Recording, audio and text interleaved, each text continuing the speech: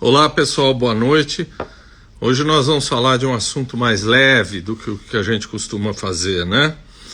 Nós estamos esperando a Heloísa Lupinati, jornalista, responsável pela coluna Só de Birra do Estadão. Né? Meus amigos aí, eu estou dizendo que hoje vai ser uma coisa mais leve, né? Nada de política, sempre vai aparecer um pouquinho, né? Então nós estamos esperando uma moça sensacional, uma jornalista brilhante, que é Heloísa Lupinati, jornalista e responsável pela coluna Só de Birra do Estadão, que é um trocadilho sensacional. Né? Tintim, eu estou tomando já aqui, esperando por ela, estou tomando uma Porter, que é uma cerveja escura, porque está frio. Né? A Heloísa entrou. Vamos ver.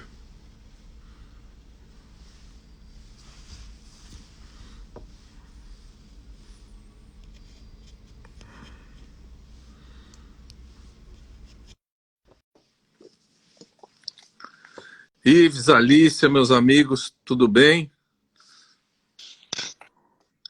Ó, um brinde a você. Saúde. Eu não estou tomando uma cerveja.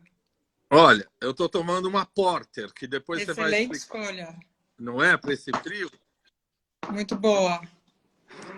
Então, eu estou dizendo para as pessoas que a gente, em geral, faz uma coisa política, assim, uma coisa pesada. Hoje vai ser uma coisa gostosa da gente conversar e brindar. Né? Gostoso. É um assunto gostoso mesmo. Então, eu estava apresentando você, Lu, estava dizendo que a Heloísa Lupinati é jornalista e é responsável pela coluna Só de Birra do Estadão. Né? E eu não sei se com cerveja existe também o enólogo, existe? Você é cervejóloga, pode dizer isso também? Olha, com certeza existem cervejólogos, mas eu não sei se eu me diria uma cervejóloga. Acho que eu sou uma grande Cervejófila. fã do assunto, uma cervejófila. Isso. É. Olha, muito obrigado por você ter topado, hein? Muito obrigado por você ter oferecido essa chance da gente conversar. Você é jornalista e vai ser entrevistada por um amador. Mas é uma honra ser entrevistada por você. Eu te contei que eu tenho grande admiração por você e uma delícia estar aqui. Muito obrigado, muito obrigado. E vamos começar fazendo o seguinte: é incomum uma mulher falar de cerveja. Você é absolutamente fora da casinha para falar de cerveja, não é? Como é que começou essa sua carreira? E como é que é? Você resolveu que ia trabalhar com cerveja? Você abriu esse espaço para você? Conta um pouco da sua carreira. Conto sim. Eu sou jornalista e eu trabalhei por muito tempo no caderno de turismo, na Folha. E lá, eu era muito, muito jovem quando eu comecei a trabalhar lá. Eu tinha só 19 anos. E eu tive a chance de ter um editor que me deixou escolher assuntos. Ele dizia, você vai ter que viajar para fazer matéria, para fazer reportagem. Quais são os seus assuntos de interesse? E eu sempre tive muita curiosidade com gastronomia, com vinho, com todas as coisas ligadas ao prazer, à mesa. Então lá eu tive a chance de visitar muitas vinícolas. Eu fui fazer curso de sommelier de vinho. Eu achava que a coisa ia ser um pouco para esse lado, assim, tinha grande curiosidade com o mundo do vinho. E com o tempo surgiu o Caderno Paladar no Estadão e eu fiquei morrendo de vontade de trabalhar lá. Passados anos, deu certo, eu fui trabalhar no Paladar. Deixa eu só desligar aqui, porque eu pus um timer para não esquecer do começo da nossa conversa. Vai e lá. agora ele está tocando. Deixa eu só desligar. Pronto.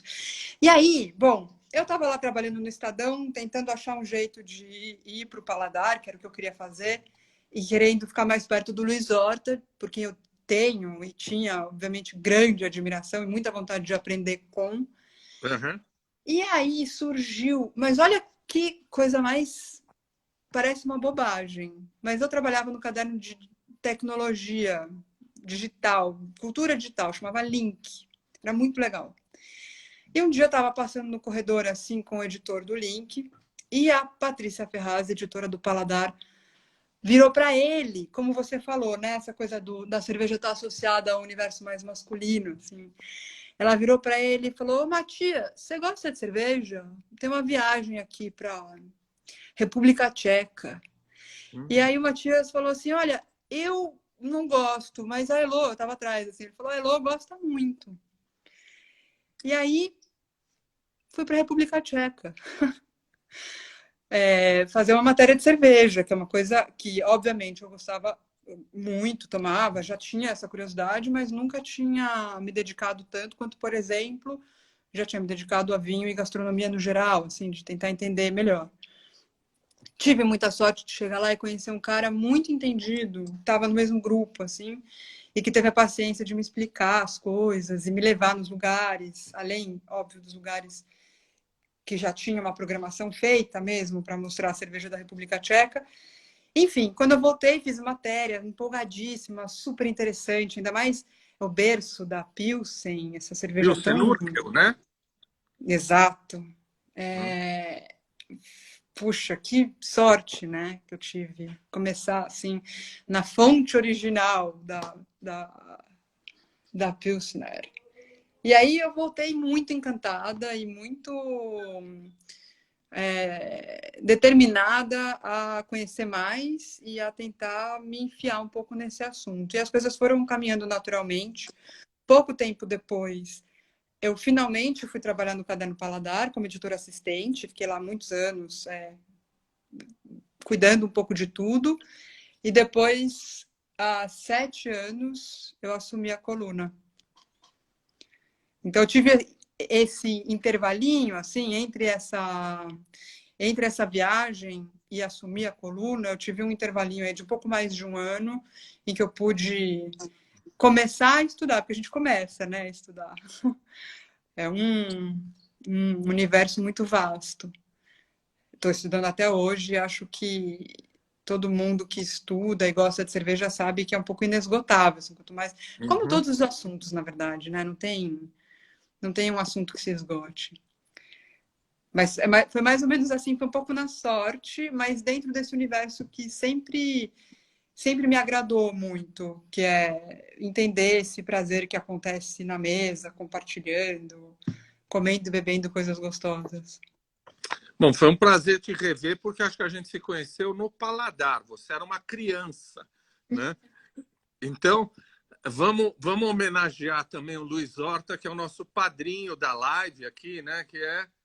Ele veio aqui e deixou todo mundo emocionado, todo mundo apaixonado por ele. Então a Ele é uma gente pessoa muito fora de série, né? muito doce, né? É. E então vamos lá, vamos começar no beabá. O que é cerveja? Cerveja é a bebida fermentada a partir de grãos, principalmente a cevada, fermentada, portanto, então, é um fermentado de grãos, principalmente a cevada, e aqui é adicionado, historicamente um pouco depois, mas hoje pouquíssimas cervejas não têm, lúpulo, que é a flor que dá amargor e aroma para a cerveja. E é um universo, porque de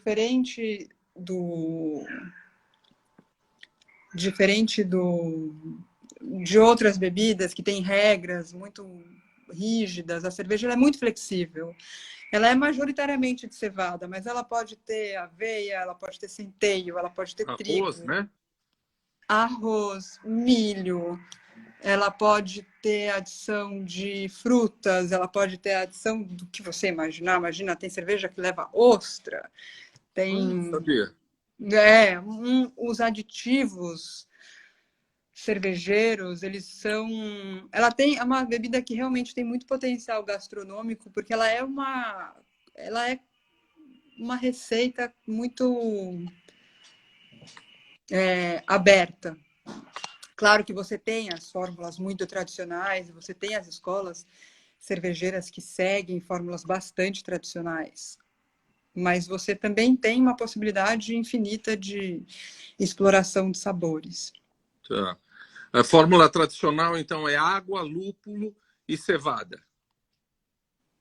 Exatamente. E qual que é a diferença entre chopp e cerveja?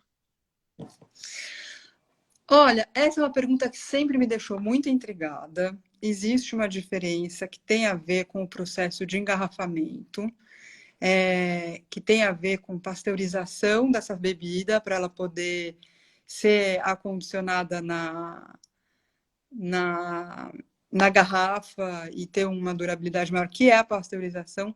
Mas com essa mudança toda que vem acontecendo no mundo da cerveja, né, com essa exploração que surgiu com a Revolução Cervejeira nos Estados Unidos no fim da década de 70 e aqui no Brasil um pouco depois, muitas cervejas passam a não pasteurizar, muitas cervejarias passam a não pasteurizar a cerveja, mesmo engarrafada. E aí, para mim, fica um pouco mais nebulosa essa diferença. E a minha definição favorita, eu tenho uma definição, eu acho que sim, existe uma definição técnica, obviamente, que é essa que tem a ver com o processo de pasteurização, mas que para mim ganhou uma camada bem nebulosa com essa mudança de muitas cervejarias não pasteurizarem sua cerveja.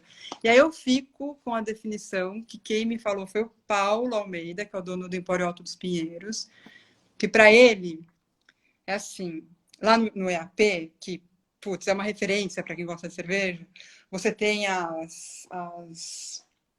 câmara fria embaixo do balcão, e você tem a serpentina que sai do barril e dá 1 milhão de voltas antes de chegar na torneira para você tirar o seu chopp. E o Paulo define que chopp é a cerveja depois de passar por todas essas piruetas da serpentina. Eu acho essa a melhor definição.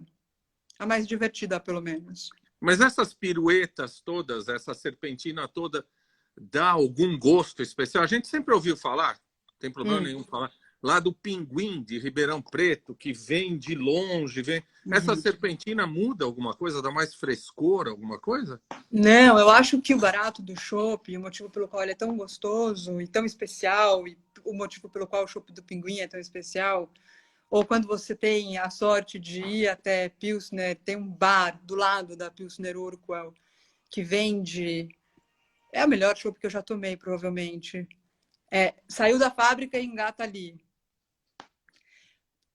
Para mim, o que está associado a esse sabor especial é o frescor.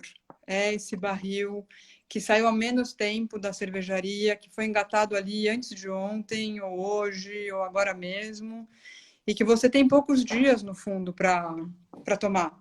Ele é diferente daquela garrafa que vai ficar na prateleira, especialmente quando você pensa antes dessa revolução toda, a diferença entre a cerveja que você conseguia comprar no supermercado para o chopp era imensa, porque aquela cerveja estava ali, ó, naquele supermercado há muito tempo. Tá. A cadeia entre ela sair da fábrica e chegar até a sua casa era longuíssima. Então, para mim, é muito mais o frescor e a proximidade. O chopp do Pinguim era tão gostoso, ou é tão gostoso, porque está muito perto da fonte. Tá. Acho que essa é a grande diferença. O que é essa revolução cervejeira que você citou? A Revolução Cervejeira é uma coisa incrível. Eu acho uma história maravilhosa. E tem a ver com o estilo Pilsner. No fim, 1890, um segundo. Ô, cara. Pega leve no barulho, fazendo favor. Meu filho tá fazendo um lanche. É ao vivo, deixa lá. Então, o que aconteceu? Olha que história interessante, que incrível. No fim do século 1890, a República Tcheca estava com um problema de uma certa falta de padrão. Estavam lá, aquelas pessoas, todo mundo fazia cerveja, né? Começa daí, que é maravilhoso. Não tinha essa coisa da cervejaria ser uma fábrica misteriosa. Não, você fazia cerveja em casa, eu fazia, que eu gostava mais, e assim ia. Mas começou a surgir uma questão de padrão, as cervejas menos gostosas, muito regulares. Os caras trazem um mestre cervejeiro alemão, Joseph Groll, para Pilsen, para ele fazer uma receita padrão. E ele cria essa coisa maravilhosa que é essa cerveja límpida, cristalina, levinha, putz, fácil de beber e tal. E é um sucesso tamanho que isso vai se espalhando pelo mundo. E começa a se sobrepor a muitos outros estilos cervejeiros. É claro que a culpa não é da cerveja em si, mas foi caindo na preferência e foi crescendo, foi crescendo, foi crescendo. Uma família sai da República Tcheca e vai aos Estados Unidos, que é a família da Budvar na Tcheca, Budweiser nos Estados Unidos, e faz essa cerveja lá e começa um processo de adaptação dessa cerveja aqui. É um pouco mais amarga, é um pouco mais intensa do que a gente conhece como a cerveja convencional, né? Ela foi ficando mais leve com o passar dos anos, mais fácil de beber, e foi tomando conta, monopolizando. Foi, claro que as cervejarias também foram crescendo e também com poder de negócio, de tirar outras cervejarias do mercado. Então, você teve essa... como se fosse uma dominação de um estilo, e que foi se simplificando com o tempo e ficando cada vez mais neutro, vamos assim dizer. E acho que os movimentos na história são assim, né? Eles vão e voltam, vão e voltam. Então, você tinha uma grande diversidade cervejeira, você teve essa dominação desse estilo, e, de repente, nos Estados Unidos começa um movimento de resgatar esses estilos que foram varridos do mapa e tentar resgatar essa cultura de fazer cerveja em casa, de ter pequenas produções. Isso começa no fim da década de 70 e vira um grande fenômeno. E vira o renascimento da IPA, da India Pale Ale, que é o oposto dessa cerveja. Ela é amargona, ela é super expressiva, ela é alcoólica. É o contrário da neutralidade, né? Engraçado como a gente sempre vai de um extremo para o outro também. Agora, é claro, e o que eu acho super interessante é que isso fez que houvesse uma revalorização dos estilos bem regionais que nunca deixaram de existir na Europa. Na Europa, você continuou tendo a escola inglesa, com todas as ales maravilhosas, você continuou tendo todas as variações elegantérrimas de cerveja alemã, você continuou tendo a loucura, que é a cerveja na Bélgica, que tem as ácidas, tem as trapistas, aquela coisa putz, explosiva. Então, teve uma revalorização também desses estilos regionais que estavam um pouco ameaçados. Comercialmente falando, assim, a minha cerveja favorita, assim, se eu tivesse que, putz, vou ser condenada, só pode tomar uma cerveja na vida, é Lambic, belga. Eu amo. E ali na região que produz Lambic, do Vale do Zene, as cervejarias estavam sumindo, estavam desaparecendo. E, de repente, tem essa revalorização. Então, foi uma reação a esse processo de uniformização que se fez durante muitos anos, décadas e décadas e décadas. E aí você tem essa explosão de estilos e famílias cervejeiras e escolas. E aí, com o tempo, com o passar do tempo, com a influência principalmente dos Estados Unidos, esse movimento chega no Brasil. E aí encontra aqui o quê? Muita criatividade e uma cultura que ama cerveja. A gente tem uma cultura cervejeira no Brasil super forte, né? Sim. Aí juntou as duas coisas, a gente tem hoje uma cena cervejeira super rica, e que é uma delícia de acompanhar, de ter a chance de acompanhar, assim, de tão pertinho. A Cici, que nos acompanha, pergunta se a cerveja gourmet é a bebida do momento. Eu já vou te perguntar isso. O que eu queria saber, brasileiro adora chegar e pedir assim, eu quero uma cerveja estupidamente gelada, não é? É assim? Não é, né? Cada tipo tem uma temperatura? Olha, eu acho, sim, que cada tipo tem uma temperatura. E acho que muitas vezes a cerveja muito, muito, muito, muito gelada te impede de perceber alguns aspectos daquela cerveja. Por exemplo, você está tomando uma Porter. Uhum. Conforme ela vai esquentando, você vai percebendo camadas dessa cerveja, né? Assim como o vinho também. Um vinho muito, muito gelado, ele é fechadinho. Conforme ele esquenta, ele vai mostrando para você mais coisas. No entanto, eu acho que a gente tem aqui, em algumas... Para mim, tem uma chave, que é a cerveja. Ela é uma bebida muito adaptável. E, para mim, ela é muito... ela é muito das ocasiões. Cada ocasião pede uma cerveja. E tem. Uhum.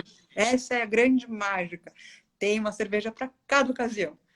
Boa. E vai ter um momento que você está morrendo de calor, que está uma conversa super gostosa e que você quer mesmo tomar uma cerveja muito gelada para molhar as palavras e nem prestar muita atenção no que você está bebendo. E eu Tá. acho que tá tudo certo, assim como muita gente tem resistência por exemplo, misturar alguma coisa na cerveja. Eu, na minha casa, uma tarde, fazendo churrasco, já pus gelo na minha cerveja.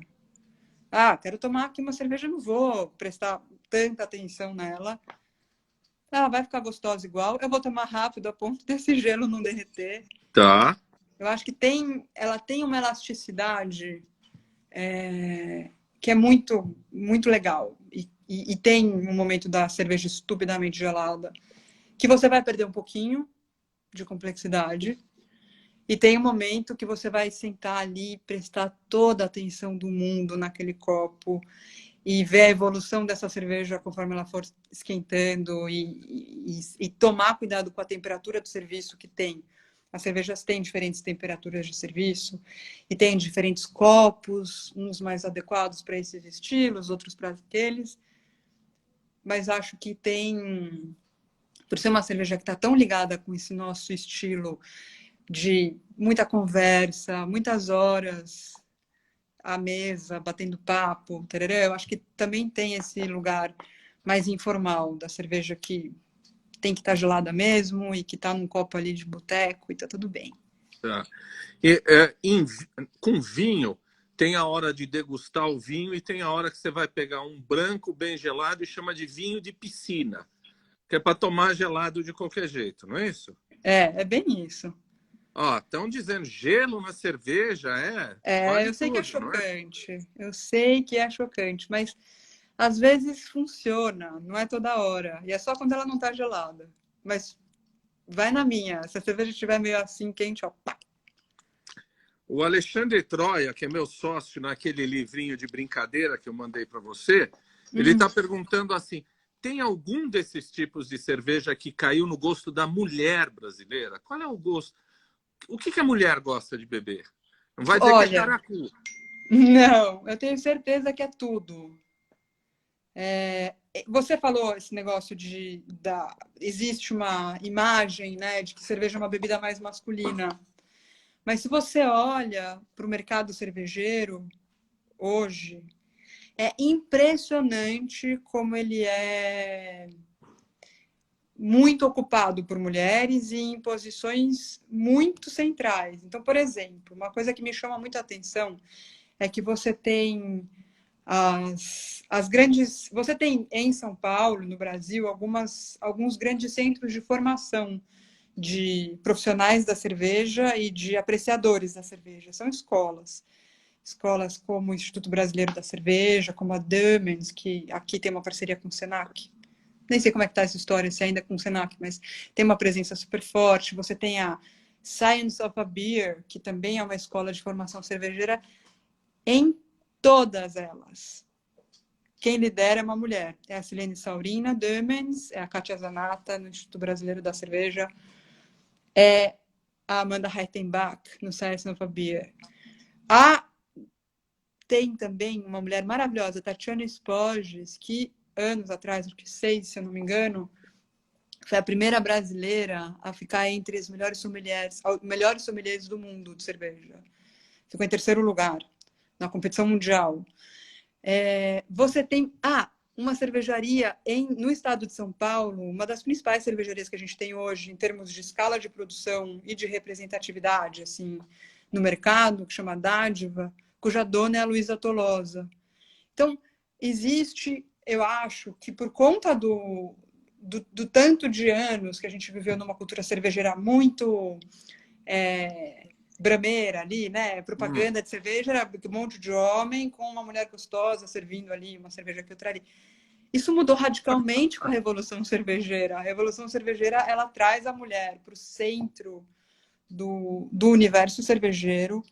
A história da cerveja é tomada de mulheres em papéis centrais, inclusive, por exemplo, a descoberta de que a adição do lúpulo trazia benefícios à cerveja de uma mulher. Na Inglaterra, tradicionalmente, as cervejas eram produzidas por mulheres.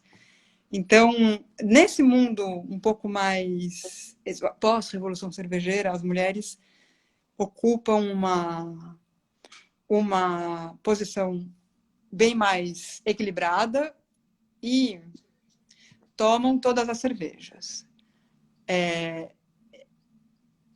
Eu vejo, claro, muita... Por estar nesse mundo muito de pertinho, é claro que as pessoas que eu conheço e que bebem estão também nele, então conhecem muito do assunto. Talvez numa amostra um pouco menos envolvida com cerveja você consiga traçar algum tipo de padrão. Desculpa, um pouco mais. A mulher gosta mais de cerveja assim ou de cerveja assado, mas não é o que eu vejo. Não. É o preconceito. Eu brinquei com você da caracu porque era, né? Quem é mais jovem não sabe, mas as nossas mães batiam caracu com ovo, Caraca, né? com Porque ovo. se dizia que melhorava a oferta de leite para amamentação. Você Né? fez uma pergunta no Stories que eu queria falar sobre ela rapidamente, que é sobre cerveja da barriga. É isso. A gente está vivendo esse momento do encontro da pandemia com o negacionismo científico. Eu quero fazer minha colaboração ao mundo das Vamos fake lá. news. Eu parei de tomar cerveja faz 7 meses. E olha o que aconteceu comigo, eu vou te mostrar. Vê se dá para ver. Ah, você tá linda, menina. Olha o tamanho dessa barriga. Não, eu não vou falar. É Então, mesmo? Então, o que eu queria dizer é que, para mim, no meu estudo científico, parar de cerveja da barriga. Não, mas o que você colocou no lugar da cerveja? Ah, eu tô tomando muita água. A água engorda. Da barriga, da barriga. Não, são 7 meses de gravidez aqui. Brincadeiras à parte, não dá barriga, não.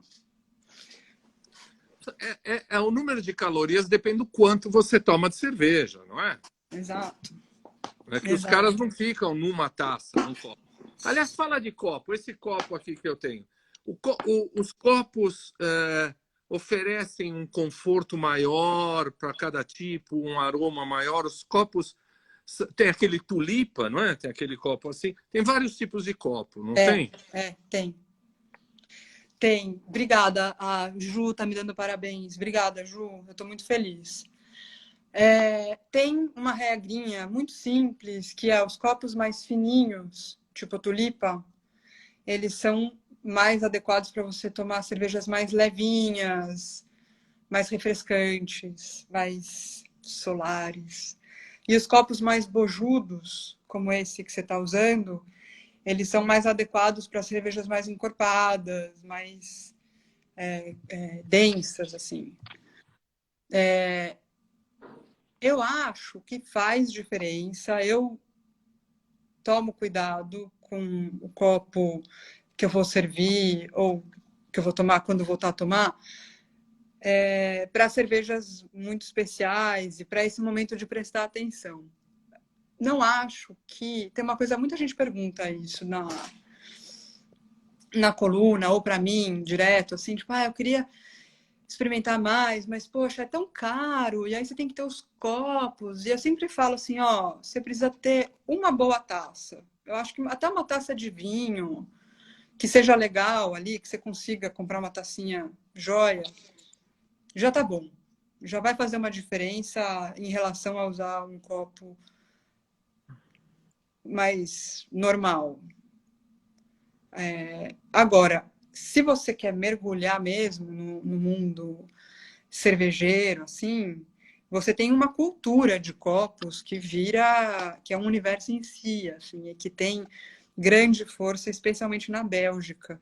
Lá você tem o copo da cerveja, não é nem do estilo da cerveja. Você vai tomar uma Delirium no copo de Delirium, uma Orval num copo de Orval. Você vai nos bares especializados em cerveja na Bélgica e você vai receber a sua cerveja servida no copo que foi pensado para aquela cerveja. Então você tem um universo aí para explorar.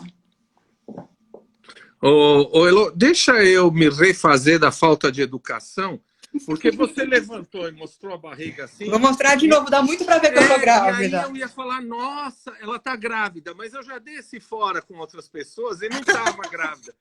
Então aí eu me perdi, mas então, super parabéns, e você, Obrigada. como uma mãe conscienciosa, sabe que álcool durante a gravidez não é seguro nenhuma quantidade, né? Nenhuma quantidade de álcool é seguro durante a gravidez. Pô, parabéns, eu não fui mal educado, não. É que eu Não, fiquei imagina. nervoso aqui. Eu estava Né? tão feliz de poder fazer essa brincadeira com esse momento científico que a gente está vivendo, que qualquer experiência individual vira uma possível defesa científica, que eu nem reparei se você... Eu fiquei em choque aqui. Eu falei, não, eu vou falar que ela tá grávida. Não tá, vai ver que Eu tô não. barriguda. E fala pra gente aí. Olha, tem alguém que perguntou aqui se nem toda cerveja é vegana. Eu nunca pensei que cerveja... Eu vi essa pergunta, é super interessante, porque quando você para pensar em cerveja, você pensa em cevada, que é um grão, e lúpulo, que é uma flor. No entanto, você tem inúmeras cervejas com adição de aditivos, a gente chama, né? Mas com adição de ingredientes de origem animal. Por exemplo, mel. Eu recentemente provei uma cerveja de uma marca nova, que é... tem aqueles caras da MB que fazem que são produtores de méis brasileiros maravilhosos. Eles lançaram uma Helles com adição de mel muito gostosa. Você tem as milkshake IPAs que levam lactose, ou as milk stouts que também levam lactose. Você tem, como eu te falei, cerveja que leva ostra. Eu nunca provei, mas tem um tipo de stout que leva ostra. Então tem um ou outro estilo, ou mesmo pensando agora, será que essas que levam chocolate, por chocolate de leite, não são veganas também? Tem cervejas que levam ingredientes de origem animal. A ápia, né? A ápia leva mel, não Mel, é? exato. Colorada aí, né? Tão Famosa. gostosa essa cerveja, tão fácil de achar, né? Gostosa. Tão gostosa. Você falou da Bélgica, então vamos falar o que é cerveja de abadia, essas cervejas, né, As trapistas. trapistas. É. As cervejas trapistas são uma tradição, é uma delícia, é um universo que é desses. Alguém escreveu aí antes que adora ler filosofia medieval tomando É o cerveja. nosso professor de filosofia. É o Ai, que Ives, ele é honra! professor de filosofia. Que lindo, né? Eu acho que a cerveja, bom, assim como o vinho, assim como tudo na gastronomia, você consegue casar um fio de história com uma coisa que você prova tão, né, assim, palpável. E as cervejas de abadia, elas têm isso, né? Elas são uma história em si, são essas abadias que produzem cerveja há séculos e que são muito famosas por fazerem cervejas muito gostosas. Por muitos anos, eu nem sei se ainda é, eu acho que mudou, mas por muitos anos a melhor cerveja do mundo nesses rankings bem populares assim era a Westvleteren, que é uma cerveja de abadia. E elas são quase sempre, se eu não me engano, eu posso estar falando besteira, eu não sou muito especialista nesse assunto, mas, se eu não me engano, elas quase sempre são ou double, ou triple, ou quadruple.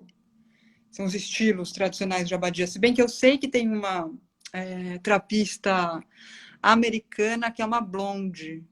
Acho que blonde também pode ser de Abadia. Não é muito... não é um assunto que eu tenha mergulhado, assim. Mas eu amo Dubbel. Acho uma cerveja perfeita para esses dias de frio, esses dias assim. Se eu tivesse bebendo hoje, seria com certeza uma Dubbel. Ela tem uma coisa assim, meio de um gostinho de uva passa, de frutas secas, assim. Elas tendem a ser um pouco adocicadas, né? Elas vão pro lado, não adocicadas, mas elas vão pro lado do dulçor. São cervejas bem, assim, densas, como se fosse uma comida mesmo. E tem essa coisa deles se alimentarem de cerveja durante os períodos de jejum, que deve ser uma maravilha. Você ficar morando num convento tomando cerveja de jejum. Eu acho uma vida ótima. Você falou de abadia americana, provavelmente estou enganado, mas eu me lembro que hoje o número de trapistas na Bélgica é pequeno, 10, 12, não é um número pequeno? O número é baixo, sim, ele deve ser 10, 12 mesmo, mas eu sei que recentemente, começaram a ser aprovadas abadias fora da Bélgica. Então, tinha uma na Holanda já há muito tempo, tem uma na França, tem uma nos Estados Unidos, assim, Spencer Brewing. A da Holanda chama Sundert. É um processo muito longo, muito, obviamente, desejado, porque a partir do momento que você ganha o selo de trapista, você entra num clube muito seleto e passa a ser muito desejado pelo consumidor de cerveja, né? Então, são poucas, mas vem crescendo, principalmente de região, assim. Não está tão mais concentrado, quer dizer, óbvio que está concentrado ainda, mas está tendo uma pequena abertura para outros lugares. Tá. Essa divisão, só para as pessoas que não conhecem, ainda funciona? Baixa fermentação, alta fermentação, uma é ale, o outro é lager. Essa divisão ainda funciona assim? Sim, ela é uma divisão técnica de como você fabrica a cerveja. Você tem 3 famílias cervejeiras principais: as lagers, as ales e as wild, as leveduras selvagens, as espontâneas, né? As lagers também são chamadas de baixa fermentação. Também, assim, já ouvi tanto a explicação de... São 2 coisas. A baixa fermentação tem a ver com o jeito... Não tem técnicas, tem a ver com o jeito... Deixa eu ver aqui, tem um comentário. Se você falou da temperatura. Eu falei, Tereza,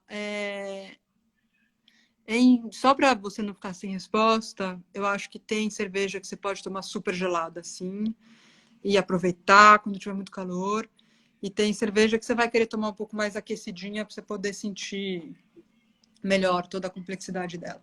Mas voltando para as lagers e ales, tem ali uns detalhes técnicos de como essa fermentação acontece em baixa temperatura, em alta temperatura, se o fermento sobe ou desce, enfim. Mas o que eu acho importante saber é que as lagers, que têm um tipo de fermento diferente, fermentam em baixa temperatura, normalmente elas são mais limpas, elas têm uma coisa mais discreta de fermentação. Os aromas que vêm da fermentação, eles são bem discretos. Então, são cervejas, por exemplo, se você pensar nas lagers, principalmente nas alemãs, são cervejas muito delicadas, que têm notas aromáticas lindas, sutis, assim, florais, herbaizinhos. Elas são muito elegantes. Assim. Eu estou pensando naquele... como chama? Me fugiu o nome. Depois eu lembro. As ales, que são as cervejas que fermentam a uma temperatura um pouquinho mais alta, elas têm a expressão do fermento mais evidente. Então, elas são mais intensas, elas têm notas de fermentação e elas são mais parrudinhas. Então, elas aguentam que você ponha ali cargas de lúpulo muito maiores, que você traga um amargor muito mais forte, que você traga notas bem exuberantes. Então, por exemplo, as Juicy ou New England IPAs, que são essas cervejas que estão na moda, que você põe assim o copo perto do nariz, parece que você enfiou a cabeça no chapéu da Carmen Miranda, assim, você sente abacaxi, carambola, banana, tudo que você quiser imaginar de fruta, são super exuberantes. Elas têm uma base de fermentação bem expressiva para dar conta de tudo isso que você coloca por cima. Então, você tem basicamente essas duas famílias, elas são as maiores, e tem essa diferença entre Lager e Ale. Para mim, o que interessa é saber como meu assunto é beber cerveja, me interessa muito mais saber o que vai acontecer no copo. Então, eu diria que essa é a diferença principal. E aí você tem essa outra família, que é das ácidas, que se origina ali elas eram principalmente as belgas de fermentação espontânea, e hoje os Estados Unidos pegou essa coisa da cerveja ácida e levou para um outro lugar, e hoje a gente tem uma fartura deliciosa de sours para experimentar. Já estavam perguntando para você de sour aí, né? Que você escreveu sexta-feira agora no na tua Sim, coluna, sim, né? exato. Eu acho a sour, acidez, eu sou fascinada por acidez, que não é o meu gosto não é meu primeiro gosto, assim. Eu sempre tendo ao amargor e ao salgado. A acidez, para mim, ela é um mistério, algo a ser explorado. E na cerveja é muito feliz. São cervejas muito refrescantes e que, com a adição, como elas têm origem, principalmente nessa coisa, nessa parte da escola belga. E a escola belga é uma escola que eu gosto de pensar assim, que é como se fosse uma escola de circo. Tava lá os alemães fazendo, seguindo a lei de pureza, e os É, belgas estavam pondo tudo na cerveja. Põe fruta, põe o que você quiser, experimenta, vendo o que dá. E as sours trazem um pouco desse espírito brincalhão com elas, assim. Elas são em geral cervejas frutas muito... vermelhas, não é? Muito mais As frequentemente frutas tradicionais, vermelhas, né? sim, as tradicionais são feitas com a crique, que é a alambique com adição de cerejas azedas. Hum. E Maravilhoso. tem a Witbier, que é com cravo e com raspas de laranja, não é Isso, com Witbier? casca de laranja Casca e de laranja? semente de coentro. É. De coentro, de coentro. Tem a vitiver, que também é uma delícia. No calor, nossa, dá muito certo. Mas aí, Com bom, você essa... tem Desculpe, fala. Desculpa. Você tem essa família, então, das ácidas, que originalmente é fermentação espontânea, portanto, é o que cai nessa cerveja, e hoje você tem controle, obviamente, de como essa fermentação vai acontecer. E normalmente são fermentações associadas. Você vai ter uma fermentação com Saccharomyces e depois uma fermentação com outros micro-organismos que fazem ela ficar ácida. Então, são processos um pouco mais complexos, eu diria, de fermentação. Já. Eu queria, a gente ainda tem um tempo, eu queria tomar dois temas. Um é assim: houve uma verdadeira explosão de cervejas em qualquer supermercado agora, né? A gente acha cervejas especiais em qualquer supermercado. Como é que a gente vai ter um critério para escolher entre as cervejas nacionais? Tem tanta cerveja nacional agora. Qual é quais são algumas das cervejas nacionais que a gente deve experimentar, que são legais, que a gente pode escolher? Legal essa pergunta, porque eu pensei muito sobre... Assim, o propósito da coluna é ajudar as pessoas nesse momento. Assim, você vai comprar uma cerveja, como é que você toma essa decisão? E eu acho que tem algumas marcas que são muito confiáveis. No entanto, essas você provavelmente vai ter uma experiência melhor comprando direto da cervejaria. Como tudo na gastronomia, se você consegue dar a volta nesse universo do supermercado, você vai chegar em produtos mais interessantes e mais confiáveis. Eu diria, vou falar uns nomes de cervejarias que eu recomendo, assim, que tudo que eu tomei era bom e que eu acho que sempre dá certo. Em São Paulo, espero que todo mundo, ou que a maior parte das pessoas seja de São Paulo. Dogma, Trilha, Croma. Ai, são tantas, agora eu já estou me sentindo fazendo injustiça com todas as outras. Vamos falar só algumas, senão as pessoas vão ficar bravas com você. A É. Martina. Oi? Martina. Martina é uma marca da Blondine que tem para vender no supermercado, que é ótima, super fácil de beber, super gostosa, super confiável. As cervejas no supermercado, eu faria... O que eu faço no supermercado? Primeiro que eu faço, eu evito as cervejas muito alcoólicas. Por quê? Para você estruturar o álcool, você tem lá 7%, 8% de teor alcoólico. Você provavelmente vai vir com bastante lúpulo. E aí a chance de, nesse equilíbrio desse exagero, assim, esse álcool bem forte, com esse lúpulo bem forte, você acabar com uma cerveja um pouco cansativa, é grande. Então, eu no supermercado, se eu não conheço o que está ali à venda, eu evito as cervejas muito alcoólicas, eu prefiro ficar com aquelas abaixo de 6%, diria ali 5%, mais ou menos. A minha experiência pessoal com cerveja de supermercado tende a ser melhor com as mais leves, mais fáceis de beber, do que com as mais complexas, muito embora tenha exceção a essa regra. Você vai encontrar em supermercados boas cervejas importadas, quase sempre, bem alcoólicas. Por exemplo, eu já vi para vender aquela Paulaner Salvatore, que é Sim. maravilhosa, é super alcoólica e é, putz, nossa, meu, que delícia. Para um dia de hoje, também estaria tomando uma Salvatore.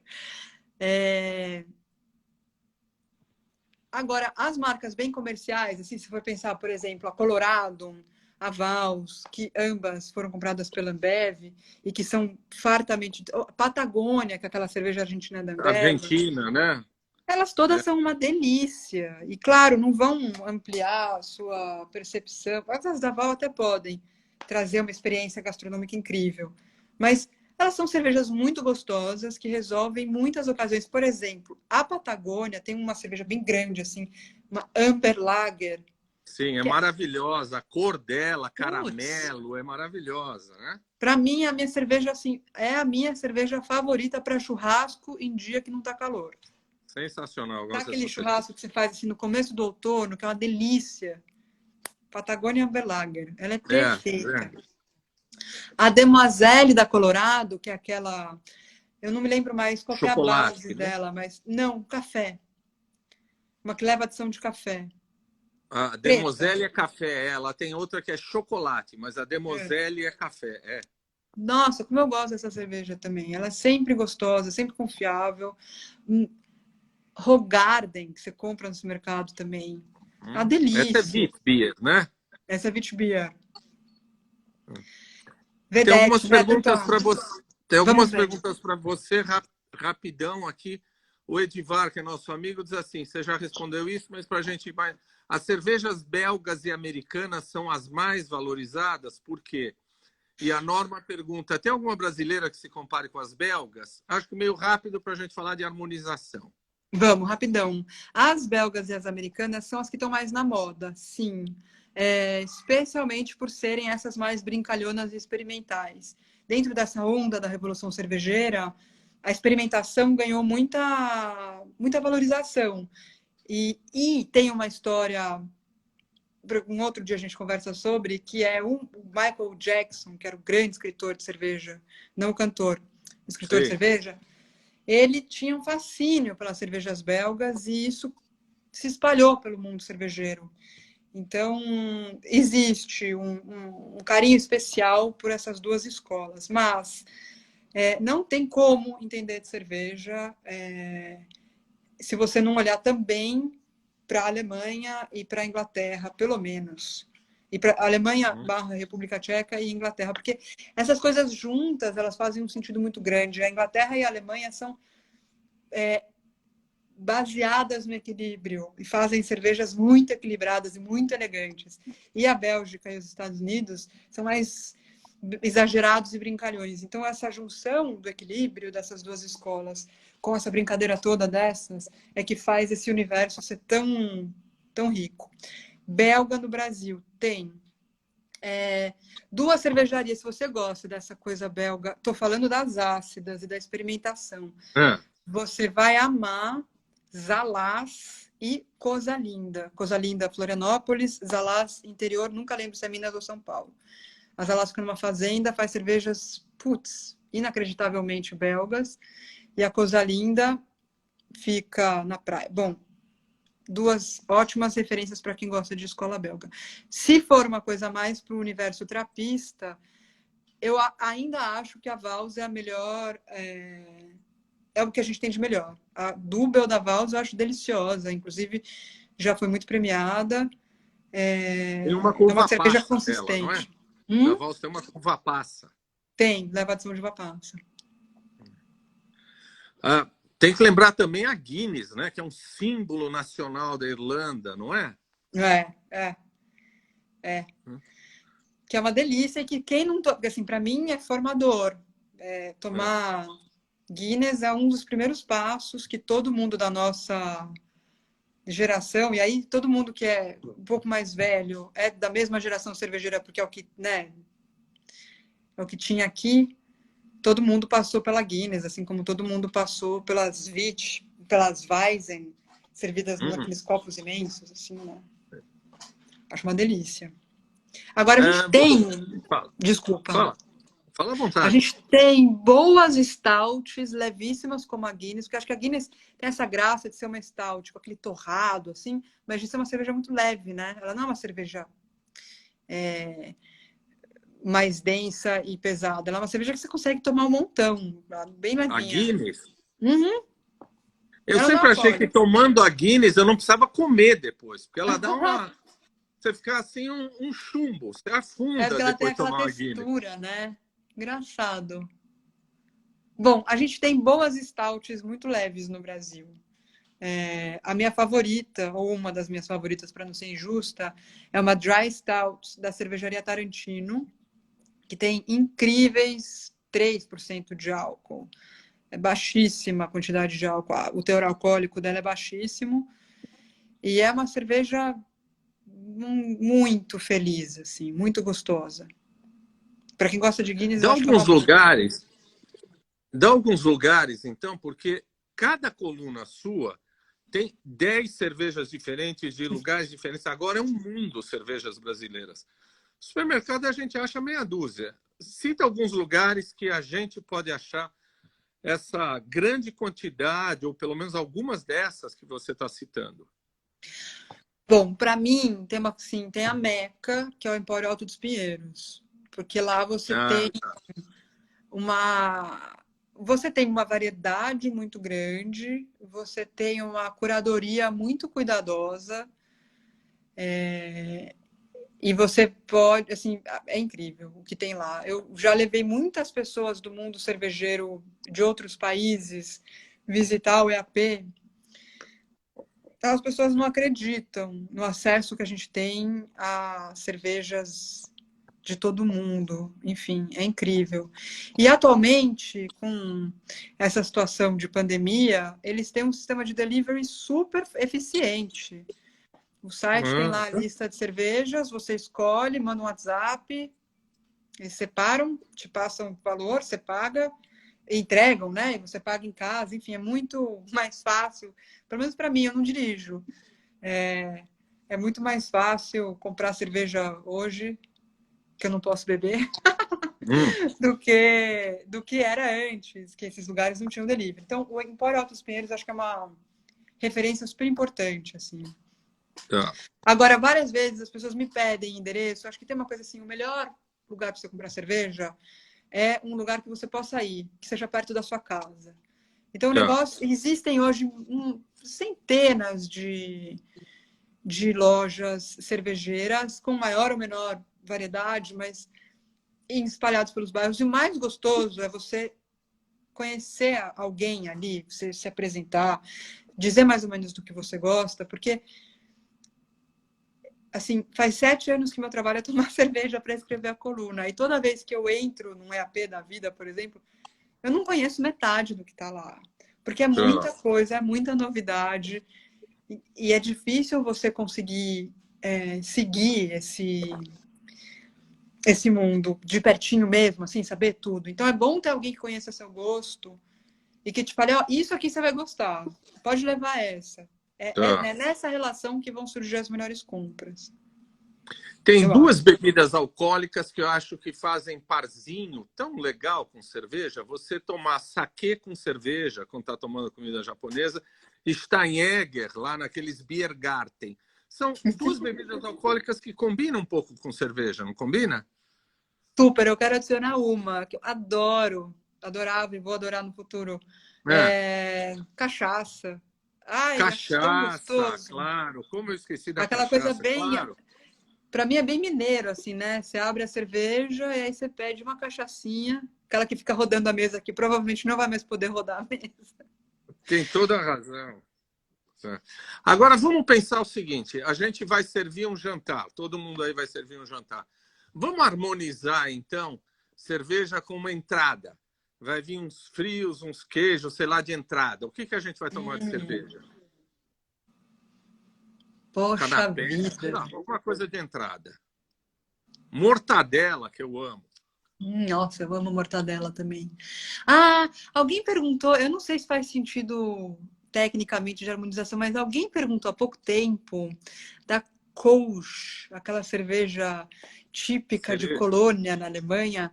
Ah, Olha, para começar um jantar, eu acho ela uma excelente escolha. Porque ela é tão brilhante, assim, para mim é como se você ligasse um solzinho, assim, tum, e, e todo mundo começa a conversar. Tenho certeza que se você colocasse uns, umas castanhas e umas coisinhas e uma coach é, bem gostosa, vai todo mundo começar a conversar. tá bom. E depois alguém vai servir aí uma carne. O que que é Ah, legal? uma carne. Eu é um clichê, mas acho que carne combina super com IPA. Eu prefiro as IPAs para comida. Eu prefiro o meu steak. Eu vou harmonizar com uma IPA West Coast, que são aquelas bem mais secas e resinosas, assim, aquele lúpulo mais pro herbal e pro amargo, e menos pro herbal e pro resinoso, desculpa, e menos pro frutado. Eu Tá, quero essa essa combinação para mim. Mas você pode escolher a sua IPA mais frutada, se você quiser. tá. Com queijo, todo mundo faz queijo e vinho com vinho tinto, tem que fazer com vinho branco. Queijo tem que ser com vinho branco. Cerveja, o que que você faz? Uma tábua de queijos. O que que você vai beber? Nossa, super legal você falar do vinho tinto e do vinho branco, porque para mim tem super a ver com a cerveja, assim. Quando eu penso numa tábua de queijos, eu penso numa cerveja mais levinha, que normalmente vai ser uma cerveja mais clara, e com o teor alcoólico um pouco mais baixo. Eu iria para esse mundo um pouco mais. Ah, eu iria para uma ácida com queijo. Acho que funciona melhor. Iria O para que uma que é massa? lambic. Ah, Ah, uma lambic. um lambic. Vamos gastar um dinheirão, comprar uma garrafa de Cantillon e tomar com esses queijos? Não sei, nunca vi essa cerveja. Como Ah, chama? Cantillon. Cantillon. Cantillon, com dois L's. Minha pronúncia de francês não é das melhores, mas Cantillon. É uma cerveja belga bem famosa, assim, dessas de fermentação espontânea, das lambics, ela é a mais pop. E é uma delícia. Nossa, é uma Não loucura. custa Agora, o mesmo preço que aquela Deus, né? Que não dá. Aquilo é preço de vinho, né? R$ 300 uma Deus. custa por aí. Hã? Tá caríssimo. Caríssimo. Não, mas as belgas, a Cantillon, se eu não me engano, atualmente. Não, tem mais. Tem mais. Mas elas custam 300, R$ 400 a garrafa. Muito caro. E Não era tão sobremesa? caro. Bom, no mundo do vinho deve estar a Um mesma coisa. Essa dólar? alta do É, com dólar. dólar. E numa sobremesa, o que que eu vou servir? Hum, depende. Olha, eu pessoalmente gosto muito de substituir, na lógica, o café por uma cerveja que tenha cara e jeito de café. Então, eu iria talvez para essas cervejas com adição de café, essas Tipo a Demoiselle, é uma cerveja que funciona super com sobremesa, dependendo da sobremesa. Tipo uma torta de ricota. Com uma Demoiselle deve dar certo. Agora, Bom, não, falar para uma para! grávida essas coisas é É, tô aqui sacanagem. desanimando. A gente tem cervejas doces, que tipo um vinho do Porto. A gente tem famílias de Ah, é? cerveja tipo vinho do Porto. Barley Wine, que é uma cerveja que leva tanto malte, tanto malte, tanto malte, que ela fica licorosa, tanto que chama Barley Wine. Ela tem uma mudança de textura, assim. É perfeita para combinar com sobremesa, porque ela é como se fosse um vinho doce. Ou mesmo, como a gente estava falando da Dubel, da Vals, que leva uva passa, ou as outras Dubels, sei lá como é que Hum. fala esse plural.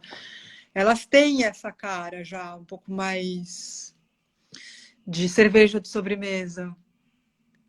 Olha, eu nunca vi se alguém categoriza essas cervejas com mais dulçor oficialmente como cerveja de sobremesa. Eu preciso ver aqui, estudar no, tem um livro, para quem gosta de harmonização com cerveja, tem um livro que é uma bíblia. E tem o tamanho de uma bíblia. Eu nunca li ele inteiro. Chama A Mesa do Mestre Cervejeiro. Hum. Para quem gosta de harmonização, ele é assim, bingo. Quem escreveu foi o Garrett Oliver, que é o mestre cervejeiro da Brooklyn e um ícone do mundo cervejeiro. E com certeza uma das pessoas que trabalha nessa, que eu acho a coisa mais legal, que é onde a cerveja está inserida na gastronomia. A cerveja, ela tem ela é um pouco pária no mundo gastronômico por causa dessa coisa muito botecagem, muito... Tá. Agora eu vou brincar com você. Você está muito chique. Eu vou receber uns amigos aqui. Eu não vou gastar dinheiro com esses caras, né? Não Tá vou bom. queimar vela com mal defunto. Eu quero comprar essas de supermercado. Eu não vou comprar Budweiser porque eu acho horrível. Mas o que eu compro para eles? Compro Heineken, compro essas cervejas comerciais. Você fala assim, olha, essa é uma cerveja bem feita.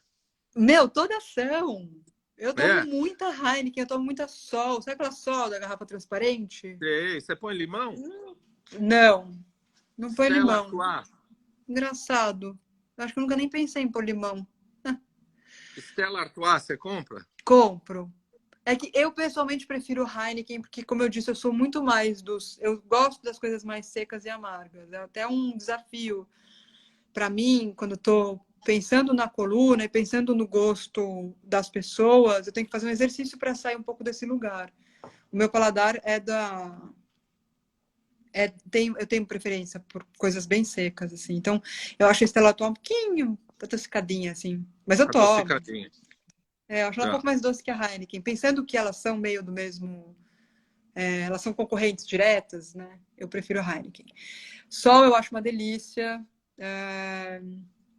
Todas, meu, não tem frescura. Para mim, pessoal, alguém perguntou o negócio de milho, Corona, super, que é prima da Sol, né? Elas são meio parecidas. É.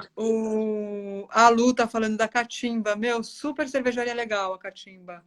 Ela faz umas Golden Ah, olha Ale, aí. super levinha, super fácil de tomar. Para quem mora em Perdizes, Pompeia, assim, é uma cervejaria bem do bairro. Mas eu me perdi o que eu tava falando.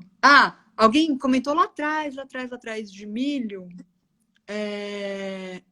Ficou essa coisa, né, de falar mal do milho, da cerveja de milho, que é ruim. Eu acho uma grande injustiça isso, porque você pode fazer uma cerveja altamente gastronômica com milho, tá tudo certo. Tá. Inclusive, cada vez mais cervejarias muito gastronômicas têm usado milho. Tem uma cervejaria em São Paulo que chama A Voz, que fica na Vila Ipojuca, que só faz lager, que é super interessante, porque as ales são muito mais populares. Eles só fazem lager e eles lançaram agora, faz pouco tempo, uma lager que leva milho levíssima. Nossa, uma coisa assim linda, cerveja mega bem feita. Não posso. E mesmo as cervejas comerciais, que levam milho, arroz, elas são tão eficientes e bem-sucedidas no que elas propõem que sei lá, eu acho uma grande injustiça. Eu não sou a pessoa que acha que para gostar de cerveja artesanal tem que parar de tomar Cerveja. cerveja convencional. Tá. Eu acho que tem uma mudança cultural importante, como a gente estava falando lá no começo, assim, de ter esse universo assim muito dominado por homem, muito essa coisa também, pensei depois, essa associação da cerveja com a barriga tem a ver com um consumo excessivo de cerveja. Claro. A coisa de você ficar tomando cerveja ali como se não tivesse amanhã. É. Eu acho que é uma coisa que está associada com essa cultura, vamos chamar de antiga, cervejeira. Então, eu acho que assim, entrar nesse universo mais plural da cerveja significa principalmente mudar um pouco a cultura em torno da cerveja. Mas eu não deixei de tomar, agora eu deixei de tomar tudo, mas eu não deixei de tomar cerveja convencional porque descobri que tem IPA. Muito pelo contrário, na minha casa, na geladeira, em dias normais, você vai ver original, que é a cerveja favorita do meu marido.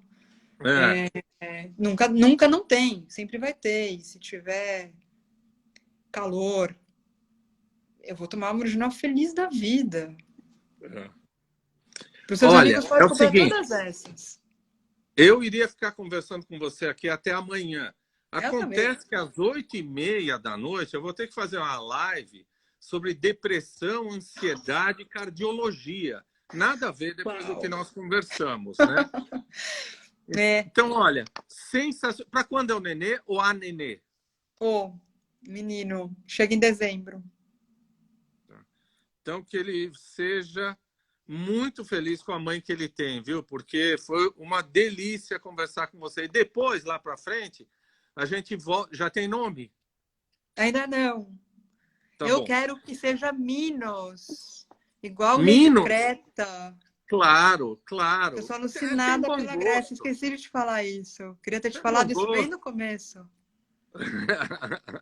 Sou grandes fãs da Grécia. Super beijo, muito obrigado. Olha, o pessoal está dizendo assim, ela só podia ser amiga do Luiz Horta, porque é um doce, os dois são um doce. É a Eu que diva da agradeço. cerveja, olha que bonito. Sim, Lu. É uma delícia. Me chame quando você quiser conversar Beijo, de novo. Um beijo. Até a próxima. até a Obrigada a próxima, um todos. beijo. Tchau. Tchau.